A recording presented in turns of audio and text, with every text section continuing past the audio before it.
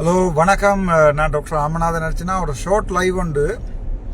இந்த அப்படியே சொல்லேக கேளுங்களா கேட்காம குளறுன்னு குளறிட்டு இப்போ நியூஸ் பார்த்தீங்களா தம்பி? வேறு விஜய் 103 ஆசனங்களோட இப்போ நான் ட்ரை பண்ணி கொண்டிருக்கிறேன். சும்மா சிக்னலில் நிற்கல ஒரு ஃபோன் எடுத்து பார்த்தேன்.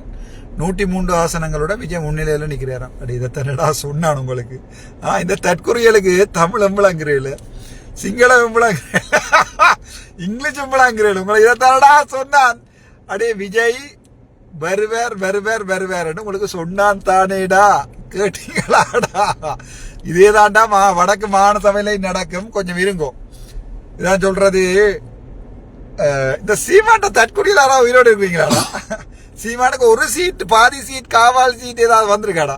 எனக்கு தெரியல. அடே நானடா, எனக்கு அவர் வரணும் இவர் வரணும் ஆசை இருக்கல. நான் சொன்னது யார் வருவினம் என்றதை நாடி பிடிச்சு சொன்னான். அவ்வளவுதான்.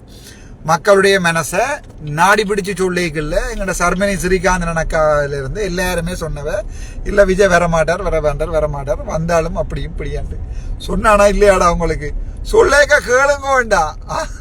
சொல்லேக்க கேட்காம இருந்து குளறி கொண்டு இப்ப இவன் தற்கொலைக்கு அனுப்பின காசு எல்லாம் எங்க போயிட்டு? இந்த சீமான் என்கிற தற்கொலைக்கு அனுப்பின காசு எல்லாம் இப்ப எங்கேடாப்பா? அதெல்லாம் அதுக்கு யார் கணக்கு காட்டுறது? அப்படியே ஒருக்கா தமிழ்ல சொன்னா கேளுங்க வேண்டாம். இத்தனை நேரம் வேண்டாம் அவங்களுக்கு சொல்றது. ஒருக்கா சொன்னா கேட்டது.